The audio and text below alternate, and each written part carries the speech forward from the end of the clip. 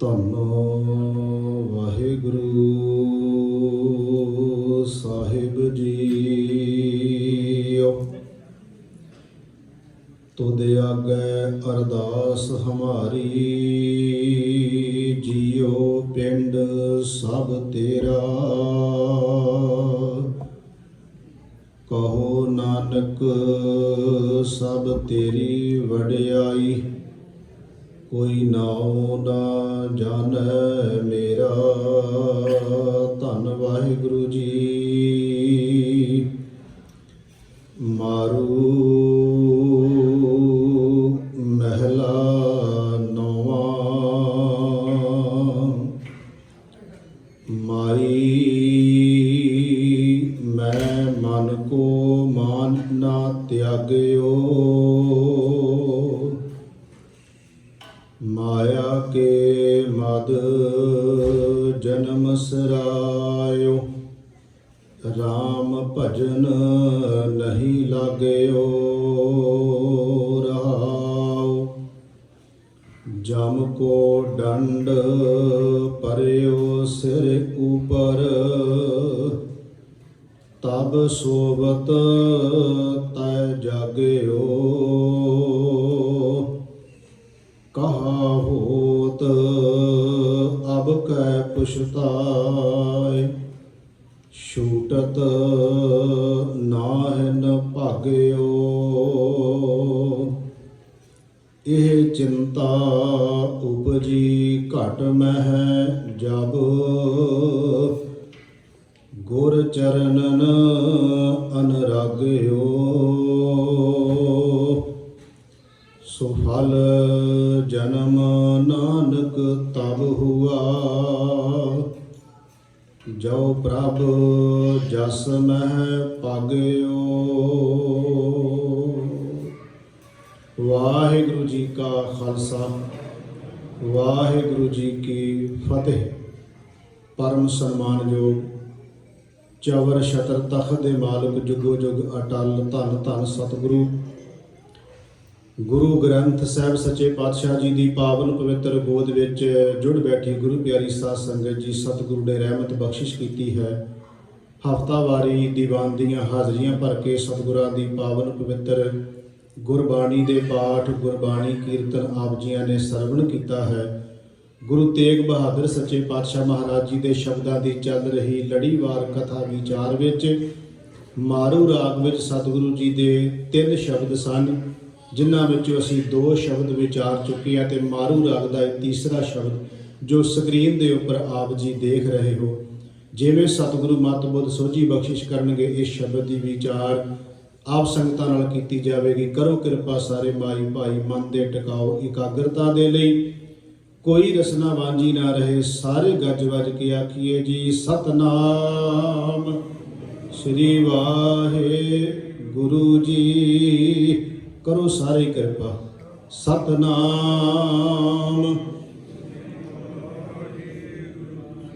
ਸਤਿਗੁਰੂ ਗੁਰੂ ਤੇਗ ਬਹਾਦਰ ਸੱਚੇ ਪਾਤਸ਼ਾਹ ਮਹਾਰਾਜ ਜੀ ਬਖਸ਼ਿਸ਼ ਕਰ ਰਹੇ ਨੇ। ਮਾਰੂ ਮਹਿਲਾ ਨੌਵਾਂ, ਮਾਰੂ ਰਾਗ ਦਾ ਨਾਮ ਹੈ, ਤੇ ਮਹਿਲੇ ਨੌਵੇਂ ਤੋਂ ਭਾਵ ਗੁਰੂ ਤੇਗ ਬਹਾਦਰ ਸੱਚੇ ਪਾਤਸ਼ਾਹ ਜੀ ਉਚਾਰਨ ਕਰਤਾ ਹਨ। ਸਾਹਿਬ ਕਹਿੰਦੇ ਨੇ, ਮਾਈ ਮੈਂ ਮਨ ਕੋ ਮਾਨ ਨਾ ਤਿਆਗਿਓ। ਆਪਾਂ ਹੁਣ ਤੱਕ ਜਿੰਨੇ ਵੀ ਗੁਰੂ ਤੇਗ ਬਹਾਦਰ ਮਹਾਰਾਜ ਜੀ ਦੇ ਸ਼ਬਦ ਵਿਚਾਰੇ ਨੇ ਸਾਧ ਸੰਗਤ, ਗੁਰੂ ਤੇਗ ਬਹਾਦਰ ਸੱਚੇ ਪਾਤਸ਼ਾਹ ਮਹਾਰਾਜ ਜੀ ਦਾ ਜੇ ਅੰਦਰ ਵੇਖਣਾ ਹੋਵੇ ਤੇ ਉਹਨਾਂ ਦੇ ਸ਼ਬਦਾਂ 'ਚੋਂ ਵੇਖਿਆ ਜਾ ਸਕਦਾ। ਵੈਸੇ ਗੁਰੂ ਦੇ ਦਰਸ਼ਨ ਗੁਰੂ ਦੀ ਬਾਣੀ, ਗੁਰੂ ਦੇ ਬਚਨਾਂ ਵਿੱਚੋਂ ਹੀ ਹੁੰਦੇ ਨੇ। ਤਾਂ ਹੀ ਤਾਂ ਅਰਦਾਸ ਵਿੱਚ ਇਹ ਕਿਹਾ ਜਾਂਦਾ ਹੈ ਕਿ ਗੁਰੂ ਗ੍ਰੰਥ ਸਾਹਿਬ ਮਹਾਰਾਜ ਜੀ ਦੇ ਪਾਠ ਦੀਦਾਰ ਦਾ ਧਿਆਨ ਕਰਕੇ। ਕਦੇ ਦੀਦਾਰ ਪਾਠ ਨਹੀਂ ਸ਼ਬਦ ਆਏਗਾ ਜਦੋਂ ਅਸੀਂ ਅਰਦਾਸ ਕਰਦੇ ਹਾਂ। ਸਾਡੇ ਵਿਦਵਾਨਾਂ ਨੇ, ਬਜ਼ੁਰਗਾਂ ਨੇ ਜਿਹੜੀ ਅਰਦਾਸ ਬਣਾਈ ਹੈ, ਇਹਦੇ ਕੋਈ ਮਾਇਨੇ ਨਹੀਂ। ਜਦੋਂ ਆਪਾਂ ਕਹਿੰਦੇ 10 ਪਾਤਸ਼ਾਹੀਆਂ ਦੀ ਜੋਤ ਸ੍ਰੀ ਗੁਰੂ ਗ੍ਰੰਥ ਸਾਹਿਬ ਜੀ ਦੇ ਪਾਠ ਦੀਦਾਰ ਦਾ, ਜੇ ਤੁਸੀਂ ਗੁਰੂ ਗ੍ਰੰਥ ਸਾਹਿਬ ਦੇ ਦਰਸ਼ਨ ਕਰਨੇ ਆ, ਤੁਹਾਨੂੰ ਪਾਠ ਕਰਨਾ ਪਏਗਾ ਜਾਂ ਸੁਣਨਾ ਪਏਗਾ, ਤਾਂ ਗੁਰੂ ਦੇ ਦਰਸ਼ਨ ਹੋਣੇ ਆ। ਮੈਂ ਬੇਨਤੀ ਕਰਨ ਲੱਗਿਆ, ਸਤਿਗੁਰੂ ਦੇ ਜੇ ਦਰਸ਼ਨ ਕਰਨੇ ਗੁਰੂ ਤੇਗ ਬਹਾਦਰ ਮਹਾਰਾਜ ਜੀ ਦੇ, ਉਹਨਾਂ ਦੇ ਜੀਵਨ ਦੇ, ਉਹਨਾਂ ਦੀ ਬਾਣੀ ਵਿੱਚੋਂ ਵੇਖੋ। ਮਹਾਰਾਜ ਕਹਿ ਰਹੇ ਨੇ, ਮਾਈ ਸ਼ਬਦ ਸਤਿਗੁਰੂ ਨੇ ਬਹੁਤ ਵਰਤਿਆ, ਆਪਾਂ ਸ਼ਬਦਾਂ 'ਚ ਦੇਖਿਆ ਹੈ। ਇੱਥੇ ਮਹਾਰਾਜ ਕਹਿੰਦੇ ਨੇ ਮਾਈ हे ਮੇਰੀ ਮਾਂ ਮੈਂ ਮਨ ਕੋ ਦਾ ਅਰਥ ਹੈ ਦਾ। ਕਈ ਵਾਰ ਕੋ ਸ਼ਬਦ ਕੋਈ ਵਾਸਤੇ ਵੀ ਆਉਂਦਾ, ਜਿਵੇਂ ਗਾਵੇ ਕੋ, ਉੱਥੇ ਕੋ ਦਾ ਅਰਥ ਦਾ ਨਹੀਂ, ਉੱਥੇ ਕੋ ਦਾ ਮਤਲਬ ਹੈ ਕੋਈ ਗਾਉਂਦਾ ਹੈ। ਇੱਥੇ ਕੋ ਦਾ ਅਰਥ ਹੈ ਦਾ। ਮਾਈ ਮੈਂ ਮਨ ਕੋ ਮਾਨ ਨਾ ਤਿਆਗਿਓ, हे ਮੇਰੀ ਮਾਂ ਮੈਂ ਆਪਣੇ ਮਨ ਦਾ ਅਹੰਕਾਰ ਨਹੀਂ ਛੱਡਿਆ। हे ਮੇਰੀ ਮਾਂ ਮੈਂ ਆਪਣੇ ਮਨ ਦੀ ਹਉਮੈ ਨਹੀਂ ਛੱਡੀ ਤੇ ਕੀ ਕਰ ਰਿਹਾ ਹਾਂ, ਮਾਇਆ ਕੇ ਮਦ ਜਨਮ ਸਿਰਾਇਓ, ਮਾਇਆ ਦੇ ਨਸ਼ੇ ਵਿੱਚ ਪੈ ਕੇ ਮੈਂ ਆਪਣਾ ਜਨਮ ਗਵਾ ਲਿਆ ਹੈ। ਰਾਮ ਭਜਨ ਨਹੀਂ ਲਾਗਿਓ। ਇਹਦੇ ਅਰਥ ਹੋ ਗਏ, हे ਮੇਰੀ ਮਾਂ ਮੈਂ ਆਪਣੇ ਮਨ ਦਾ ਅਹੰਕਾਰ ਨਹੀਂ ਛੱਡਿਆ, ਮੈਂ ਮਾਇਆ ਦੇ ਨਸ਼ੇ ਵਿੱਚ ਚੂਰ ਹੋ ਗਿਆ ਹਾਂ, ਜਿਹਦਾ ਕਰਕੇ ਮੈਂ ਰਾਮ ਦਾ ਭਜਨ ਨਹੀਂ ਕਰ ਸਕਿਆ। ਹੁਣ ਇਹਦੇ ਅਰਥ ਤਾਂ ਹੋ ਗਏ ਸ਼ਬਦ ਦੇ, ਆਪਾਂ ਸਮਝ ਲੈ। ਕੀ ਇਹ ਸ਼ਬਦ ਗੁਰੂ ਤੇਗ ਬਹਾਦਰ ਮਹਾਰਾਜ ਜੀ ਉੱਤੇ ਢੁਕਦਾ ਹੈ ਕਿ ਗੁਰੂ ਤੇਗ ਬਹਾਦਰ ਮਹਾਰਾਜ ਜੀ ਹੰਕਾਰੀ ਨੇ?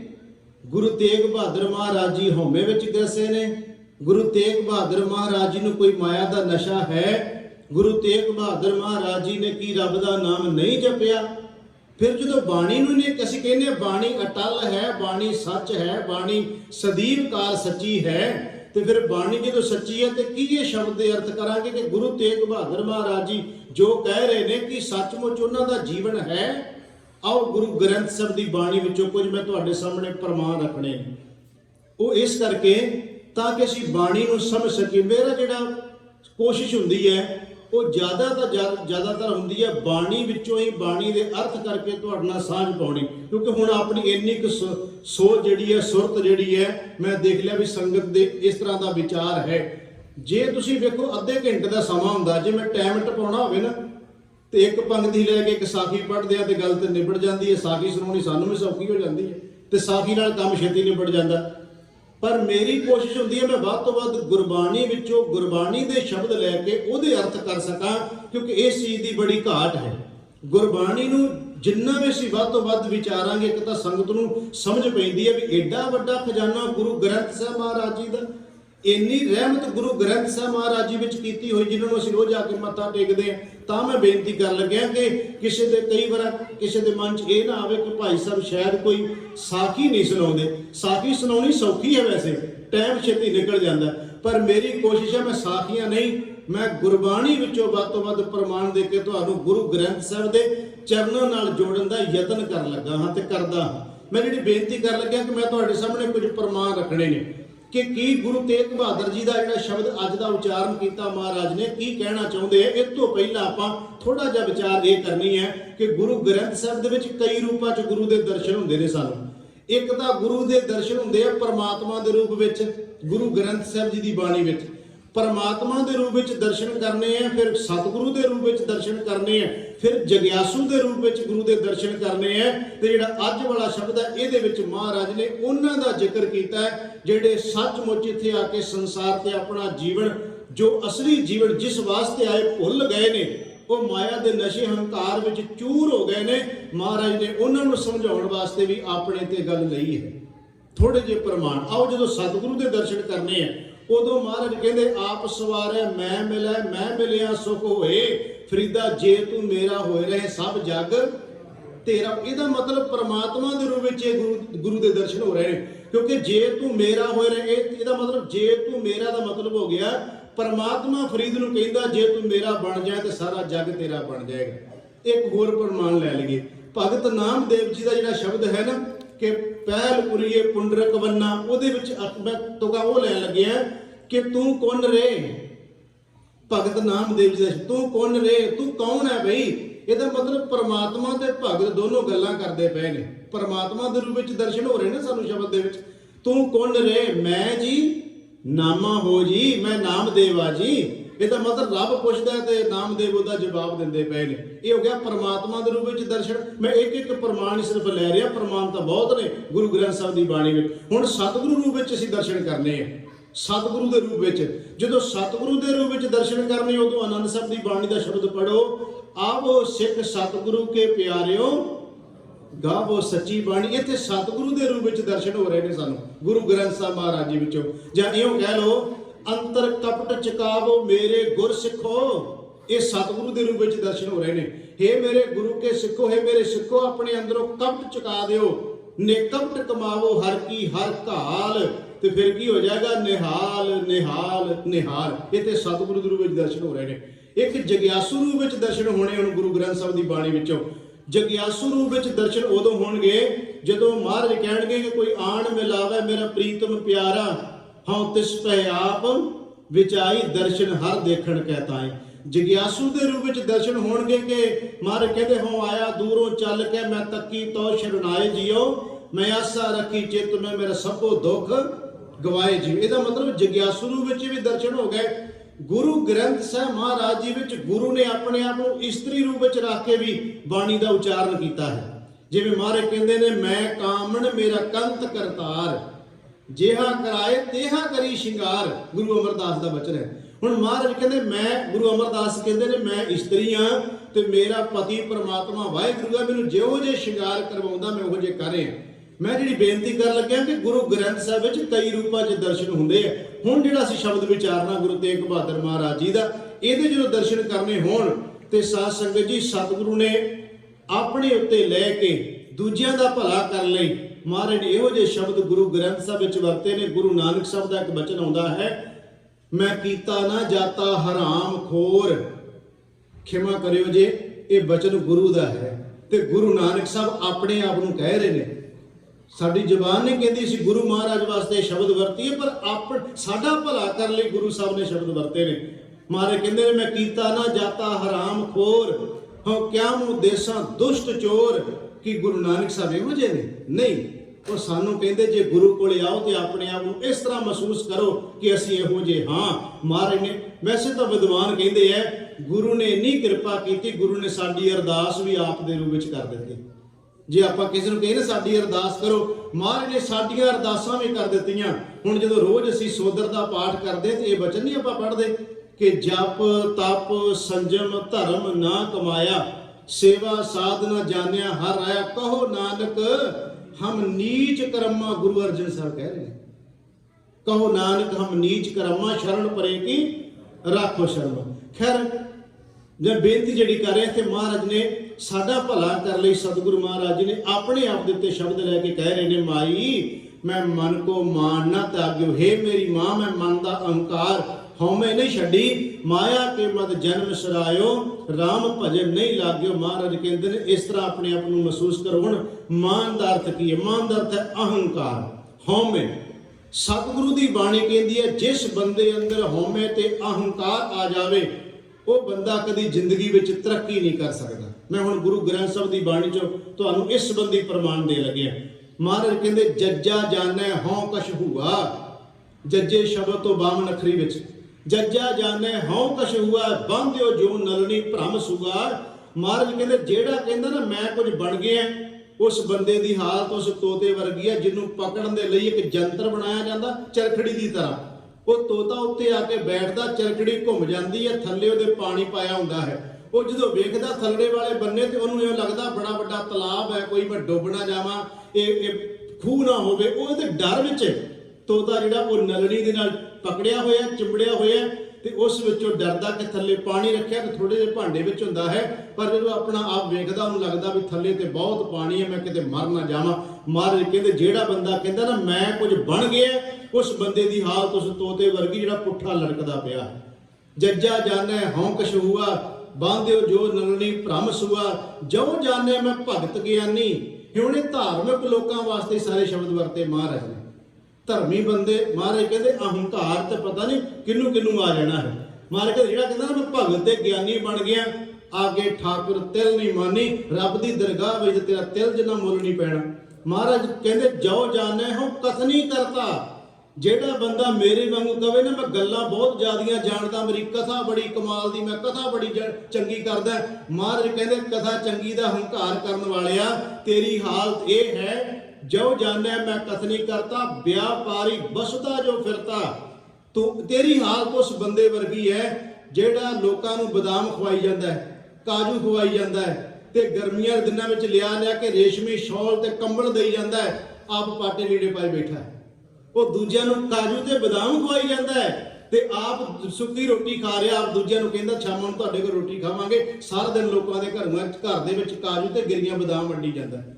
ਮਹਾਰਾਜ ਕਹਿੰਦੇ ਹੋ ਜਿਹੜਾ ਕਹਿੰਦਾ ਮੇਰੀ ਕਥਨੀ ਬਹੁਤ ਹੈ, ਮਹਾਰਾਜ ਕਹਿੰਦੇ ਜੇ ਤੈਨੂੰ ਆਪਣੀ ਕਥਨੀ ਦਾ ਅਹੰਕਾਰ ਹੋ ਗਿਆ, ਤੇਰਾ ਉਸ ਵਪਾਰੀ ਵਰਗਾ ਹਾਲ ਜਿਹੜਾ ਦੂਜਿਆਂ ਨੂੰ ਤੇ ਬਦਾਮ ਖਵਾਈ ਜਾਂਦਾ, ਆਪ ਦਾਲ ਤੇ ਰੋਟੀ ਖਾਈ ਜਾਂਦਾ ਹੈ। ਮਹਾਰਾਜ ਕਹਿੰਦੇ ਨੇ ਜੋ ਜਾਣੇ ਹੋਂ ਕਥਨੀ ਕਰਤਾ, ਵਿਆਪਾਰੀ ਬਸਤਾ ਜੋ ਫਿਰਤਾ, ਸਾਧ ਸੰਗ ਜਿਨ ਹਉਮੈ ਮਾਰੀ, ਨਾਨਕ ਤਾਂ ਕੋ ਮਿਲੇ ਮੁਰਾਰੀ। ਮਹਾਰਾਜ ਕਹਿੰਦੇ ਰੱਬ ਨੂੰ ਮਿਲਣਾ, ਉਹਨੂੰ ਹਉਮੈ ਛੱਡਣੀ ਪੈ ਗਈ। ਸੁਖਮਨੀ ਸਾਹਿਬ ਦੀ ਬਾਣੀ ਦੀ 12ਵੀਂ ਅਸ਼ਟਪਦੀ ਪੜ੍ਹੋ, ਜਿਹਦੇ ਵਿੱਚ ਮਹਾਰਾਜ ਕਹਿੰਦੇ ਨੇ ਕਿ ਸੁਖੀ ਬਸੈ ਮਸਕੀਨੀਆਂ ਆਪ ਨਿਵਾਰ ਤਲੈ, ਬੜੇ ਬੜੇ ਅਹੰਕਾਰੀਆ ਨਾਨਕ ਗਰਭ ਗਲੇ। ਉਹਦਾ ਪਹਿਲਾ ਹੀ ਪਤਾ ਪੜ੍ਹ ਕੇ ਦੇਖੋ। ਮਹਾਰਾਜ ਕਹਿੰਦੇ ਜਿਸ ਕੈ ਅੰਤਰ ਰਾਜ ਅਭਿਮਾਨ। ਮੈਂ ਜਿਹੜੇ ਵਿਸ਼ੇ ਤੇ ਬੋਲ ਰਿਹਾ, ਪਹਿਲੀ ਤੋਕ ਆਪਾਂ ਲਈ ਹੈ ਕਿ ਮਾਨ ਕੀ ਹੈ, ਅਹੰਕਾਰ ਕੀ ਹੈ, ਬੰਦੇ ਦਾ ਕਿਸ ਤਰ੍ਹਾਂ ਬੇੜਾ ਗਰਕ ਕਰਕੇ ਰੱਖ ਦਿੰਦਾ ਅਹੰਕਾਰ ਜਿਹੜਾ ਹੈ। ਮਹਾਰਾਜ ਕਹਿੰਦੇ ਨੇ ਜਿਸ ਕੈ ਅੰਤਰ ਰਾਜ ਅਭਿਮਾਨ, ਸੋ ਨਰਕ ਪਾਤੀ ਹੋਵਤ ਸੁਆਨ, ਜੋ ਜਾਣੈ ਮੈਂ ਜੋਬਨਵੰਤ, ਸੋ ਹੋਵਤ ਬਿਸ਼ਟਾ ਕਾ ਜੰਤ, ਆਪਸ ਕੋ ਕਰਮਵੰਤ ਕਹਾਵੈ, ਜਨਮ ਮਰੈ ਬਹੁ ਭੂਮ ਪਰ, ਆਪਸ ਕੋ ਕਰਮਵੰਤ ਕਹਾਵੈ, ਜਨਮ ਮਰੈ ਬਹੁ ਜੂਣ ਪਰਮਾਵੈ, ਧਨ ਭੂਮਿਕਾ ਜੋ ਕਰੈ ਗੁਮਾਨ, ਸੋ ਮੂਰਖ ਅੰਧਾ ਅਗਿਆਨ। ਤੇ ਅਖੀਰ ਵਿੱਚ ਅਰਦਾਸ ਕਰਦੇ ਨੇ ਕਰ ਕਿਰਪਾ ਜਿਸ ਕੈ ਹਿਰਦੈ ਗਰੀਬੀ ਵਸਾਵੇ, ਜਿਹਨੂੰ ਪਰਮਾਤਮਾ ਤੂੰ ਹੰਕਾਰ ਤੋਂ ਬਚਾ ਲਵੇਂ। ਮਹਾਰਾਜ ਕਹਿੰਦੇ ਕਰ ਕਿਰਪਾ ਜਿਸ ਕੈ ਹਿਰਦੇ ਗਰੀਬੀ ਵਸਾਵੇ, ਨਾਨਕੀ ਹਾਂ ਮੁਕਤ ਆਗੈ ਸੁਖ ਪਾਵੇ। ਹੁਣ ਇਹਦਾ ਮਤਲਬ ਹੋ ਗਿਆ ਕਿ ਕਿੰਨੀ ਬਾਣੀ ਸਾਨੂੰ ਰੋਕਦੀ ਹੈ ਵੀ ਅਹੰਕਾਰ ਹਉਮੈ ਦਾ ਤਿਆਗ ਕਰਨਾ, ਇਹਦੇ ਤੋਂ ਬਚ ਕੇ ਰਹਿਣਾ ਹੈ। ਹੁਣ ਸਤਿਗੁਰੂ ਦੀ ਬਾਣੀ ਵਿੱਚ ਕਬੀਰ ਸਾਹਿਬ ਨੇ ਇੱਕ ਪ੍ਰਮਾਣ ਦਿੱਤਾ ਹੈ ਕਿ ਉਹ ਪ੍ਰਮਾਣ ਦਿੰਦੇ ਨੇ ਕ੍ਰਿਸ਼ਨ ਤੇ ਸੁਦਾਮੇ ਦੀ ਗੱਲ ਕਰਦਿਆਂ ਹੋਏ, ਬਿਦਰ ਦੀ ਗੱਲ ਕਰਦਿਆਂ। ਕਬੀਰ ਸਾਹਿਬ ਦਾ ਸ਼ਬਦ ਹੈ, ਉਹ ਕਹਿੰਦੇ ਜਦੋਂ ਬਿਦਰ ਦੇ ਘਰੇ ਜਾਂਦੇ ਆ ਕ੍ਰਿਸ਼ਨ ਜੀ, ਤੇ ਜਿਹੜਾ ਦੁਰਯੋਧਨ ਸੀ ਉਹਨੂੰ ਅਹੰਕਾਰ ਸੀ ਆਪਣਿਆਂ ਘੋੜਿਆਂ ਦਾ, ਆਪਣੇ ਹਾਥੀਆਂ ਦਾ, ਆਪਣੇ ਰਥਾਂ ਦਾ, ਆਪਣੀ ਫੌਜ ਦਾ, ਤੇ ਕ੍ਰਿਸ਼ਨ ਜੀ ਦੁਰਯੋਧਨ ਦੇ ਘਰ ਨਹੀਂ ਗਏ ਤੇ ਬਿਦਰ ਦੇ ਘਰ ਚਲੇ ਗਏ। ਉਹ ਬੜਾ ਗੁੱਸੇ ਵਿੱਚ ਆ ਗਿਆ ਕਿਉਂਕਿ ਹੰਕਾਰੀ ਬੰਦਾ ਜਿਹਨੂੰ ਇਹ ਲੱਗੇ ਕਿ ਮੇਰੇ ਕੋਲੇ ਬਹੁਤ ਕੁਝ ਹੈ ਤੇ ਦੂਜੇ ਦੇ ਘਰੇ ਕਿਉਂ ਚਲਿਆ ਗਿਆ। ਤੇ ਕਬੀਰ ਸਾਹਿਬ ਜੀ ਕਹਿੰਦੇ ਨੇ ਜਿਹੜੀ ਗੱਲ ਕ੍ਰਿਸ਼ਨ ਨੇ ਕਹੀ ਸ਼ਬਦ ਬਾਣੀ ਦਾ ਹੈ, ਰਾਜਨ ਕੌਣ ਤੁਮਾਰੇ ਆਵੇ, हे ਦੁਰਯੋਧਨ ਤੇਰੇ ਘਰੇ ਕੌਣ ਆਉਂਦਾ, ਐਸੋ ਭਾਵ ਬਿਦਰ ਕੋ ਦੇਖਿਆ ਉਹ ਗਰੀਬ ਮੋਏ ਭਾਵ ਹੈ। ਕਹਿੰਦੇ ਹਸਤੀ ਦੇਖ ਭਰਮ ਤੇ ਭੂਲਾ, ਸ਼੍ਰੀ ਭਗਵਾਨ ਨਾ ਜਾਣਿਆ, ਤੂੰ ਆਪਣੇ ਰਥ ਘੋੜੇ ਤੇ ਇਹ ਸਾਰਾ ਕੁਝ ਵੇਖ ਕੇ ਤੈਨੂੰ ਰੱਬ ਭੁੱਲ ਗਿਆ ਸੀ।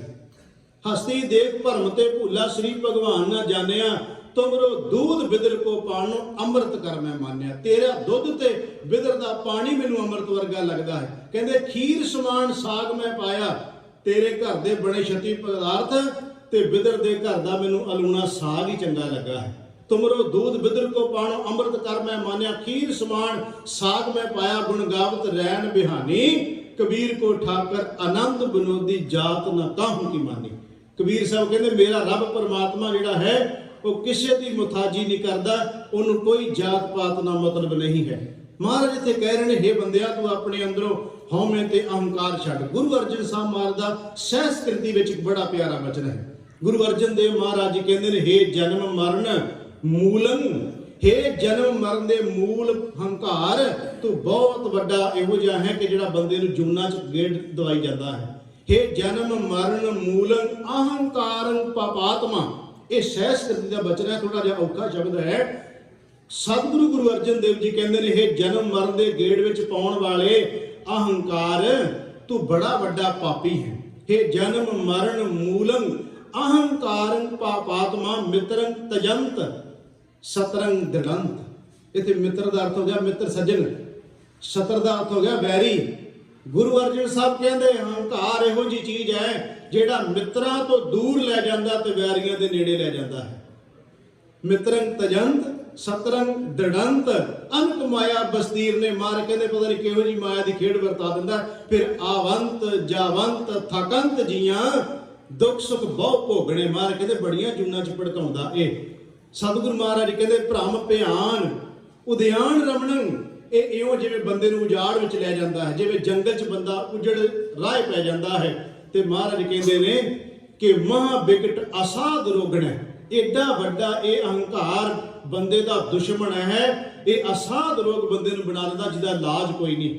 ਪਰ ਗੁਰੂ ਅਰਜਨ ਸਾਹਿਬ ਨੇ ਬੜੀ ਕਿਰਪਾ ਕੀਤੀ। ਅਖੀਰਲੀ ਤੁਕ ਵਿੱਚ ਪਤਾ ਕੀ ਕਹਿੰਦੇ ਨੇ, ਕਹਿੰਦੇ ਇਹੋ ਜਿਹਾ ਵੀ ਨਹੀਂ ਵੀ ਜਿਹਦਾ ਇਲਾਜ ਕੋਈ ਨਹੀਂ ਹੈਗਾ। ਵੈਦਿਅੰ ਪਾਰ ਬ੍ਰਹਮ ਪਰਮੇਸ਼ਵਰ, ਗੁਰੂ ਅਰਜਨ ਸਾਹਿਬ ਕਹਿੰਦੇ ਸਾਡੇ ਕੋਲੇ ਵੈਦ ਜੋ ਬਹੁਤ ਵੱਡਾ ਪਰਮਾਤਮਾ ਹੈ, ਵੈਦਿਕ ਪਾਰ ਬ੍ਰਹਮ ਪਰਮੇਸ਼ਰ ਆਰਾਧ ਨਾਨਕ ਹਰ ਹਰ ਹਰੇ, ਤੂੰ ਪਰਮਾਤਮਾ ਨੂੰ ਆਰਾਧ ਤੇਰਾ ਹੰਕਾਰ ਚਲਿਆ ਜਾਏਗਾ। ਇੱਕ ਛੋਟਾ ਜਿਹਾ ਪ੍ਰਮਾਣ ਦੇ ਕੇ ਆਪਾਂ ਫਿਰ ਅੱਗੇ ਵਧਦੇ ਸ਼ਬਦ ਵਾਲੇ ਬੰਨੇ। ਇੱਕ ਰਾਜੇ ਨੇ ਆਪਣਾ ਪੁੱਤਰ ਮਤਵੰਨਾ ਪੁੱਤਰ ਬਣਾ ਲਿਆ। ਰਾਜੇ ਦਾ ਪੁੱਤਰ ਕੋਈ ਨਹੀਂ ਸੀ, ਉਹਦੇ ਕੋਲੇ ਕੰਮ ਕਰਨ ਵਾਲਾ ਬੜਾ ਇਮਾਨਦਾਰ ਬੰਦਾ ਨਿਕਲਿਆ। ਉਹਨੇ ਕਿਹਾ ਵੀ ਮਤਵੰਨਾ ਬਣਾ ਲਿਆ ਕਿ ਰਾਜ ਭਾਗ ਮੈਂ ਦੇਣਾ ਚਾਹੁੰਦਾ, ਮੈਂ ਅਹੰਕਾਰ ਤੇ ਬੋਲ ਰਿਹਾ ਹਾਂ। ਉਹਨੇ ਕਿਹਾ ਵੀ ਮੈਂ ਆਪਣਾ ਰਾਜ ਭਾਗ ਇਹਨੂੰ ਦੇ ਦਿਆਂਗਾ। ਉਹਨੇ ਆਪਣੇ ਅਹਿਲਕਾਰਾਂ ਨੂੰ ਕਿਹਾ ਵੀ ਇਸ ਦਾ ਧਿਆਨ ਰੱਖੋ ਬੰਦੇ ਦਾ, ਇਹ ਕਰਦਾ ਕੀ ਹੈ, ਕਿਉਂਕਿ ਆਖਿਰਕਾਰ ਰਾਜ ਭਾਗ ਇਹਨੂੰ ਦੇਣਾ ਨਾ, ਇਹ ਕੀ ਕਰਦਾ ਹੈ। ਉਹਦੇ ਅਹਿਲਕਾਰ ਸਿਪਾਹੀ ਧਿਆਨ ਰੱਖਣ ਲੱਗ ਪਏ ਇਸ ਨੌਜਵਾਨ ਦਾ। ਇਹ ਇੱਕ ਕਮਰੇ ਵਿੱਚ ਜਾਂਦਾ ਹੈ, ਥੋੜਾ ਸਮਾਂ ਕਮਰੇ ਜਾ ਕੇ ਵਾਪਸ ਆ ਜਾਂਦਾ, ਉਹਨੂੰ ਲੋਕ ਲੱਗਦਾ, ਚਾਬੀ ਆਪਣੇ ਕੋਲ ਰੱਖਦਾ, ਵਸਾ ਨਹੀਂ ਕਰਦਾ। ਉਹਦੇ ਆਦਮੀਆਂ ਨੇ ਜਾ ਕੇ ਬਾਦਸ਼ਾਹ ਨੂੰ ਦੱਸਿਆ, ਕਹਿਣ ਲੱਗੇ ਜੀ ਬਾਕੀ ਤਾਂ ਸਾਰਾ ਕੁਝ ਠੀਕ ਹੈ, ਪਰ ਇੱਕ ਗੱਲ ਦੀ ਸਮਝ ਨਹੀਂ ਆਉਂਦੀ, ਜਿਹਨੂੰ ਤੁਸੀਂ ਰਾਜ ਭਾਗ ਦੇਣਾ ਚਾਹੁੰਦੇ ਹੋ, ਇਹ ਬੰਦਾ ਆਪਣੇ ਕਮਰੇ ਵਿੱਚ ਜਾਂਦਾ ਹੈ, ਪਤਾ ਨਹੀਂ ਕੀ ਕਰਦਾ ਹੈ ਕੀ ਨਹੀਂ ਕਰਦਾ, ਥੋੜੇ ਮਿੰਟਾਂ ਬਾਅਦ ਬਾਹਰ ਆ ਜਾਂਦਾ, ਲੋਕ ਲਾ ਦਿੰਦਾ, ਜਿੰਦਰਾ ਲਾ ਕੇ ਬੂਹੇ ਨੂੰ ਬੰਦ ਕਰਦਾ, ਚਾਬੀ ਦਾ ਵਸਾ ਨਹੀਂ ਕਰਦਾ। ਜੇ ਬੰਦਾ ਅੰਦਰ ਪੂਜਾ ਪਾਠ ਕਰਦਾ ਹੋਵੇ ਤੇ ਫਿਰ ਲੋਕ ਲਾਉਣ ਦੀ ਕੀ ਲੋੜ ਹੈ, ਖੁੱਲੇ ਵੀ ਰਹਿ ਸਕਦਾ ਹੈ। ਕੀ ਕਾਰਨ? ਰਾਜੇ ਨੇ ਪੁੱਛ ਲਿਆ, ਕਹਿਣ ਲੱਗੇ ਵੀ ਇਸ ਤਰ੍ਹਾਂ ਪਤਾ ਚੱਲਿਆ ਕਿ ਤੂੰ ਕਮਰੇ ਵਿੱਚ ਜਾਂਦਾ, ਉਹਨੂੰ ਲੋਕ ਲਾਇਆ, ਉਹਦੇ ਵਿੱਚ ਕੀ ਰੱਖਿਆ ਹੋਇਆ ਹੈ? ਉਹਨੇ ਕਿਹਾ ਜੀ ਉਹਦੇ ਵਿੱਚ ਮੇਰੀ ਗਰੀਬੀ ਹੈ, ਉਸ ਕਮਰੇ ਵਿੱਚ ਮੇਰੀ ਗਰੀਬੀ ਹੈ। ਉਹ ਸਮਝਿਆ ਨਾ ਕਿ ਮੈਂ ਸਮਝਿਆ ਨਹੀਂ ਗਰੀਬੀ ਦਾ ਕੀ ਮਤਲਬ ਹੈ। ਕਹਿੰਦਾ ਆਓ ਜਾ ਕੇ ਤੁਹਾਨੂੰ ਮੈਂ ਉਹ ਦਿਖਾ ਦਿੰਦਾ। ਉਹ ਨਾਲ ਲੈ ਗਿਆ, ਉਹਨੇ ਨਾਲ ਜਾ ਕੇ ਉਹ ਕਹਿੰਦਾ ਇਸ ਕਰਕੇ ਮੈਂ ਗਰੀਬੀ ਆਪਣੀ ਰੱਖੀ ਹੈ ਕਿ ਕੱਲ ਨੂੰ ਜੇ ਬਾਦਸ਼ਾਹ ਆਪਣਾ ਜਿਵੇਂ ਪੁੱਤਰ ਬਣਾਇਆ ਰਾਜ ਭਾਗ ਮੈਨੂੰ ਦੇਣਾ ਚਾਹੇ, ਮੈਨੂੰ ਇੱਕ ਤਾਂ ਆਪਣਾ ਪਿਛੋਕੜ ਯਾਦ ਰਹੇ, ਦੂਸਰਾ ਮੈਂ ਗਰੀਬ ਮਾਰ ਨਾ ਕਰ ਸਕਾਂ, ਇਸ ਕਰਕੇ ਮੈਂ ਆਪਣੀ ਗਰੀਬੀ ਕਮਰੇ 'ਚ ਰੱਖੀ ਹੋਈ ਹੈ। ਜਦੋਂ ਜਾ ਕੇ ਉਸ ਕਮਰੇ ਨੂੰ ਖੋਲ੍ਹਿਆ, ਉਹਦੇ ਵਿੱਚ ਇੱਕ ਲੱਕੜ ਦਾ ਬਕਸਾ ਪਿਆ ਸੀ। ਉਸ ਬਕਸੇ ਡੱਬੇ ਨੂੰ ਖੋਲ੍ਹਿਆ, ਉਸ ਡੱਬੇ ਦੇ ਵਿੱਚੋਂ ਇੱਕ ਰੰਬਾ ਨਿਕਲਿਆ ਘਾਹ ਖੋਤਣ ਵਾਲਾ, ਇੱਕ ਤਰੰਗੜੀ ਨਿਕਲੀ। ਉਹ ਜਿਹਦਾ ਆਪਾਂ ਪੱਲੀ ਚਲੋ ਕਹਿ ਲਓ ਸੌਖਾ ਸਾਰੂ ਸਮਝ ਲੱਗ ਰਿਹਾ, ਤੇ ਆਪਾਂ ਨੂੰ ਪਤਾ ਆਪਾਂ ਜਦੋਂ ਪੱਠੇ ਲੈਣ ਜਾਂਦੇ ਸੀ ਤੇ ਰੱਸੀਆਂ ਦੀ ਬਣਾਈ ਹੁੰਦੀ ਸੀ, ਤੰਗਲੀ ਹੋਰ ਹੁੰਦੀ ਜਿਹਦੇ ਨਾਲ ਆਪਾਂ ਤੋੜੀ ਡੱਬਣੇ, ਤਰੰਗੜੀ ਇੱਕ ਹੋਰ ਹੁੰਦੀ ਰੱਸੀਆਂ ਦੀ ਬਣੀ ਹੁੰਦੀ ਹੈ। ਉਹ ਜਿਹੜੀ ਸੀ ਉਹਨੇ ਵਿੱਚ ਰੱਖੀ ਹੈ ਤੇ ਇੱਕ ਰੰਬੀ ਰੱਖੀ ਹੋਈ ਹੈ ਘਾਹ ਖੋਤਣ ਵਾਲੀ। ਕਹਿੰਦਾ ਆਹ ਹੈ ਮੇਰੀ ਗਰੀਬੀ ਜਿਹੜੀ ਮੈਂ ਇਹਨੂੰ ਰੋਜ਼ ਆ ਕੇ ਵੇਖਦਾ। ਉਹਨੇ ਕਿਹਾ ਇਹਦੇ ਵੇਖਣ ਦਾ ਕੀ ਮਤਲਬ ਹੈ? ਉਹਨੇ ਕਿਹਾ ਇਸ ਕਰਕੇ ਰੋਜ਼ ਵੇਖ ਲੈਣਾ ਇਹਨੂੰ, ਜੇ ਕੱਲ ਨੂੰ ਰਾਜ ਭਾਗ ਮਿਲ ਗਿਆ ਤੇ ਅਹੰਕਾਰੀ ਨਾ ਬਣ ਜਾਵਾਂ, ਤਾਂ ਕਰਕੇ ਆਪਣਾ ਪਿਛੋਕੜ ਨਾਲ ਚੇਤੇ ਰੱਖਦਾ ਹਰ ਵੇਲੇ। ਯਾਦ ਰੱਖਿਓ, ਜਿਸ ਬੰਦੇ ਨੇ ਹੰਕਾਰ ਤੋਂ ਬਚਣਾ ਹੈ, ਉਸ ਬੰਦੇ ਨੂੰ ਆਪਣਾ ਪਿਛੋਕੜ ਕਦੇ ਨਹੀਂ ਭੁੱਲਣਾ ਚਾਹੀਦਾ। ਬੰਦਾ ਮਾਰ ਹੀ ਉਦੋਂ ਖਾਂਦਾ ਹੈ ਜਦੋਂ ਆਪਣਾ ਪਿਛੋਕੜ ਭੁੱਲ ਜਾਂਦਾ ਹੈ। ਜਿਹੜਾ ਬੰਦਾ ਕੱਲ ਤੱਕ ਇਉਂ ਕਹਿ ਲਓ ਜਿਹਦੇ ਕੋਲੇ ਕੁਝ ਨਹੀਂ ਸੀ, ਉਹਦੇ ਕੋਲੇ 4 ਟਕੇ ਆ ਜਾਣ, ਬੰਦੇ ਦੀਆਂ ਅੱਖਾਂ ਤੁਸੀਂ ਵੇਖਿਓ ਜੀ, ਉਹਦੀ ਚਾਲ ਵੇਖਿਓ ਤੁਰਨ ਦੀ, ਉਹਦਾ ਬੋਲ ਚਾਲ ਵੇਖਿਓ ਜੀ। ਇਹ ਤਾਂ ਜਿੱਤੇ ਗੁਰੂ ਦੀ ਕਿਰਪਾ, ਮੈਂ ਉਹਨਾਂ ਦੀ ਗੱਲ ਨਹੀਂ ਕਰਦਾ, ਬਹੁ ਗਿਣਤੀ ਅਸਲ ਵਿੱਚ ਇਹੀ ਹੁੰਦੀ ਹੈ। ਬਾਣੀ ਕਹਿੰਦੀ ਹੈ ਚਲਤ ਕਦ ਟੇਢੇ ਟੇਢੇ। ਉਹ ਬੰਦਿਆ ਜਦੋਂ ਤੂੰ ਚੱਲਦਾ ਤੇਰੀ ਚਾਲ ਦੱਸਦੀ ਹੈ ਹੰਕਾਰੀਆਂ ਵਾਲੀ ਹੈ, ਤੇਰੇ ਬੋਲ ਦੱਸਦੇ ਹੰਕਾਰੀਆਂ ਵਾਲੇ ਹੈ, ਤੇਰੀਆਂ ਗੱਲਾਂ ਦੱਸ ਦਿੰਦੀਆਂ ਨੇ ਹੰਕਾਰੀ ਵਾਲੀਆਂ ਨੇ। ਮਹਾਰਾਜ ਕਹਿੰਦੇ ਜੇ ਬਚਣਾ ਇਸ ਅਹੰਕਾਰ ਤੋਂ, ਕਿਉਂਕਿ ਜਨਮ ਮਰਨ ਦਾ ਮੂਲ ਜੇ ਇਹ ਮੌਤ ਨੂੰ, ਇਹ ਜਨਮ ਮਰਨ ਦੇ ਗੇੜ ਵਿੱਚ ਲਿਆਉਣ ਵਾਲਾ ਅਹੰਕਾਰ ਤੋਂ ਬਚਣਾ ਹੈ। ਮਹਾਰਾਜ ਕਹਿੰਦੇ ਬਚੋਗੇ ਤਾਂ ਜੇ ਰੱਬ ਦੇ ਬਾਣੀ ਦੇ ਨਾਮ ਨਾਲ ਜੁੜੇ ਰਹੋਗੇ। ਗੁਰੂ ਤੇਗ ਬਹਾਦਰ ਮਹਾਰਾਜ ਨੇ ਕਿਰਪਾ ਕੀਤੀ, ਸਾਡਾ ਭਲਾ ਕਰਨ ਲਈ ਮਹਾਰਾਜ ਨੇ ਆਪਣੇ ਤੇ ਸ਼ਬਦ ਲੈ ਕੇ ਕਹਿੰਦੇ ਮਾਈ ਮੈਂ ਮਨ ਕੋ ਮਾਨ ਨਾ ਤਿਆਗਿਓ। ਮਾਂ ਮੇਰੇ ਅੰਦਰੋਂ ਅਹੰਕਾਰ ਨਹੀਂ ਗਿਆ, ਮਾਂ ਮੇਰੇ ਅੰਦਰੋਂ ਹਉਮੈ ਨਹੀਂ ਗਈ, ਤੇ ਮੈਂ ਕਰ ਕੀ ਰਿਹਾ ਮਾਇਆ ਕੇ ਮਦ ਜਨਮ ਸਰਾਇਓ। ਮਾਇਆ ਦੇ ਨਸ਼ੇ ਵਿੱਚ ਮੇਰਾ ਜਨਮ ਤੁਰਿਆ ਜਾ ਰਿਹਾ ਹੈ, ਰਾਮ ਭਜਨ ਨਹੀਂ ਲਾਗਿਓ। ਮੈਂ ਰਾਮ ਦੇ ਭਜਨ ਵਿੱਚ ਨਹੀਂ ਲੱਗਿਆ। ਸਾਨੂੰ ਕਹਿ ਰਹੇ ਨੇ ਗੁਰੂ ਸਾਹਿਬ ਦਾ ਜੀਵਨ ਐਸਾ ਨੇ। ਅੱਗੇ ਮਹਾਰਾਜ ਪਹਿਲੇ ਬੰਦ ਵਿੱਚ ਕਿਰਪਾ ਕਰਦੇ ਨੇ, ਜਮ ਕੋ ਡੰਡ ਪਰਿਓ ਸਿਰ ਉੱਪਰ ਤਬ ਸੋਵਤ ਤੈ ਜਾਗਿਓ।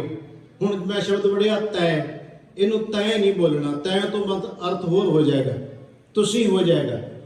ਇਹਦਾ ਅਰਥ ਹੋ ਗਿਆ ਤੋਂ। ਸੋਵਤ ਤੈ ਸੁੱਤੇ ਤੋਂ, ਇਹਦੇ ਅਰਥ ਇਹ ਬਣਦੇ ਨੇ ਜਦੋਂ ਬੰਦੇ ਨੂੰ ਜਮਾਂ ਦਾ ਡੰਡਾ ਭਾਵ ਕੇ ਦੁੱਖ ਆਇਆ, ਸੌਖਾ ਸਮਝ ਲਓ, ਜਮਾਂ ਦਾ ਡੰਡੇ ਦਾ ਮਤਲਬ ਹੋ ਗਿਆ ਵੀ ਜਦੋਂ ਬੰਦੇ ਨੂੰ ਦੁੱਖ ਆਇਆ ਉਦੋਂ ਸਾਰਾ ਕੁਝ ਸਾਹਮਣੇ ਆ ਜਾਂਦਾ ਬੰਦੇ ਦੇ। ਤਬ ਸੋਵਤ ਤੈ, ਉਦੋਂ ਸੁੱਤੇ ਤੋਂ ਫਿਰ ਜਾਗਦਾ, ਫਿਰ ਅੱਖ ਖੁੱਲਦੀ ਹੈ, ਮੈਂ ਕੀ ਕਰ ਬੈਠਾ। ਚਲੋ ਮੈਂ ਤੁਹਾਨੂੰ ਪਤਾ ਕਿ ਮੈਂ ਰਾਜਨੀਤੀ ਉੱਤੇ ਬੋਲਦਾ ਨਹੀਂ, ਤੇ ਮੈਂ ਕੋਸ਼ਿਸ਼ ਮੇਰੀ ਬਾਣੀ ਦੀ ਹੁੰਦੀ ਸਾਰੀ ਬੋਲਣ ਦੀ, पर मैं तुहानूं इशारा कर जाना कि बंदे जदों अहंकार के नशे में चूर हो जाते हैं, फिर जो उन्होंने हालत होंगी असीं सारिਆਂ ਨੂੰ पता, तुसीं सोच आपे लियो। मैं इशारा किधर नूं कीता, इंडिया में जो कुछ होया, जिन्होंने ये लगता सी पता नहीं असीं की खुदा ही बन के बैठ गए, फिर परमात्मा जदों बाजी मारदा ਇਹੋ ਜਿਹਾ पलटा के जमीन ते सुटदा, जिन्ना उच्ची हुंदा बंदा फिर उन्ना ही जमीन ते धस के रख दिंदा परमात्मा। अहंकार ਦੀਆਂ निशानियां वेखणीਆਂ होण ते वेख सकदे। खैर मैं तां बेनती कर लग्या जे प्रतक्ष दिसी गल वेखणी ते वेख सकदे हो। महाराज कहंदे हो बंदिया जम को डंड परियो सिर उपर, जदों जमा दा डंडा तेरे सिर ते पैंदा ना तब सोबत तय जाके फिर सुत्ता बंदा जागदा भी ओहो असीं तां बंदे नूं बंदा ही नहीं सी समझदे, की बन गया। मार के उदों जागदा फिर बंदा। कहाँ होत अब कै पछताए, बंदिया हुण तेरा पछताउण तो होवेगा की। मार कहंदे कहाँ होत अब कै पछताए, छूट त ना हिन भागियो। हुण बंदिया तू भजना चाहवे ये जमा दी मार तो दुख तो हुण नहीं बचिया जा सकदा। मार कहंदे कहाँ होत अब कै पछताए, छूट त ना हिन भागियो। अखीर विच गुरु तेग बहादुर सच्चे पातशाह महाराज जी कृपा कर रहे ने। सतगुरु महाराज जी कहंदे ने यह चिंता उपजी घट में है जब। इत्थे थोड़ा जा पाठ का मतभेद है, पर सिर्फ तुहाडी जानकारी वास्ते। गुरु ग्रंथ साहब की बाणी विच कुछ शब्द हुंदे आ जिन्हां दे प्रमाण दो ही बन्ने काम करते हुंदे आ। उहनूं असीं कहने आ विद्वानां दी बोली विच उहनूं कहंदे आ देली दीपक। विद्वानां दी बोली च उहनूं कहंदे आ देली दीपक। देली का मतलब हुंदा दहलीज, दीपक का मतलब हुंदा दीवा।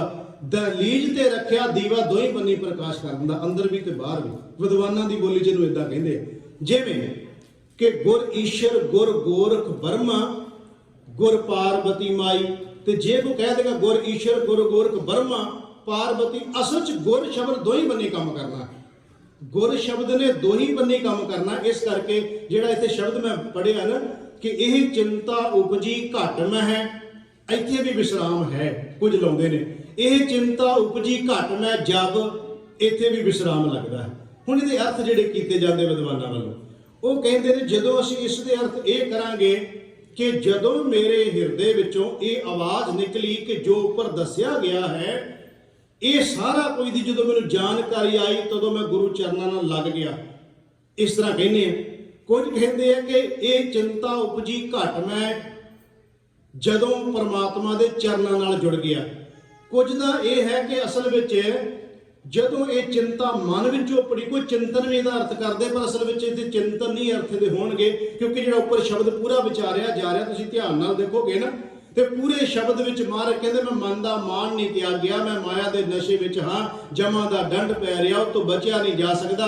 ਜਦੋਂ ਪੂਰੇ ਸ਼ਬਦ ਤੁਸੀਂ ਕਿਉਂਕਿ ਸ਼ਬਦ ਜਦੋਂ ਅਸੀਂ ਵਿਚਾਰਨਾ ਹੁੰਦਾ ਨਾ ਉਸ ਸ਼ਬਦ ਨੂੰ ਪੂਰੇ ਭਾਵ ਨੂੰ ਦੇਖਣਾ ਹੁੰਦਾ, ਉਹਦੇ ਵਿੱਚ ਚੱਲ ਕੀ ਰਹੀ ਹੈ ਸਾਰੀ ਗੱਲ।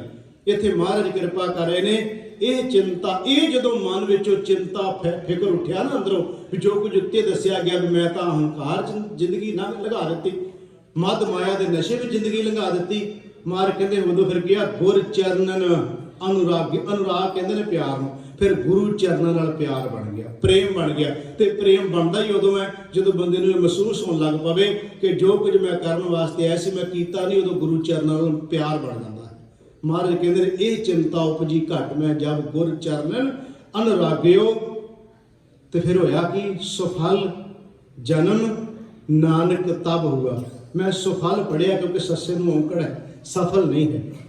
अर्थ भावें दे यही है कि जिंदगी सफल हो जाती, अर्थ वही ने पर उच्चारण असीं करांगे कि सुफल जन्म नानक तब हुआ। तदों जन्म सफल हो गया जो प्रभ जस मैं पागियो। इत्थे पागियो का अर्थ है पै गया। मारे कहते जो मैं हरी परमात्मा के जस में पै गया ना वो सिफत सलाह कर लग पिया तब परमात्मा तदों परमात्मा ने मेरा जीवन सफल करता, सफल बना दिता, सफल हो गया। सतगुरु गुरु तेग बहादुर महाराज ने बड़ी रहमत बख्शिश कृपा की। पावन शब्द अंदर साडा भला कर ले जीवां दा महाराज ने अपने ते गल लैके कही कि माई मैं मन को मान ना त्यागियो। मां मैं मन का हंकार नहीं छड्डिया। सानू कहंदे ने असीं गुरु कोले आके कहिए महाराज साडे मन दी हौमे हंकार नहीं गया, तुसीं कृपा करो साडे मन विच ओ ਚਿੰਤਾ ਫਿਕਰ ਉਪਜੇ, ਜਿਹਦੇ ਨਾਲ ਸਾਨੂੰ ਜੀਵਨ ਸਫਲ ਕਰਨ ਦੀ ਸੋਝੀ ਆ ਜਾਏ, ਤੇ ਉਹ ਪ੍ਰਮਾਤਮਾ ਦੇ ਨਾਮ ਨਾਲ ਜੁੜ ਕੇ ਸਫਲ ਹੁੰਦਾ ਹੈ। ਗੁਰੂ ਕਿਰਪਾ ਕਰੇ। ਆਪ ਸੰਗਤਾਂ ਦਾ ਬਹੁਤ ਬਹੁਤ ਧੰਨਵਾਦ। ਗੁਰੂ ਗ੍ਰੰਥ ਸਾਹਿਬ ਜੀ ਦਾ ਕੋਟਾਨ ਕੋਟ ਸ਼ੁਕਰ। ਸ਼ਬਦ ਵਿਚਾਰ ਕਰਦੇ ਹਾਂ, ਬੇਅੰਤ ਪ੍ਰਕਾਰ ਦੀਆਂ ਭੁੱਲਾਂ ਤੁੱਟਾਂ ਹੋ ਗਈਆਂ, ਸਤਿਗੁਰੂ ਜੀ ਤੇ ਸਾਧ ਸੰਗਤ ਬਖਸ਼ਣ ਯੋਗ ਹੈ। ਭੁੱਲ ਚੁੱਕ ਦੀ ਖਿਮਾ ਦਿੰਦੇ ਹੋਏ ਪਿਆਰ ਸਤਾਕੋ ਜੀ। ਵਾਹਿਗੁਰੂ ਜੀ ਕਾ ਖਾਲਸਾ, ਵਾਹਿਗੁਰੂ ਜੀ ਕੀ ਫਤਿਹ।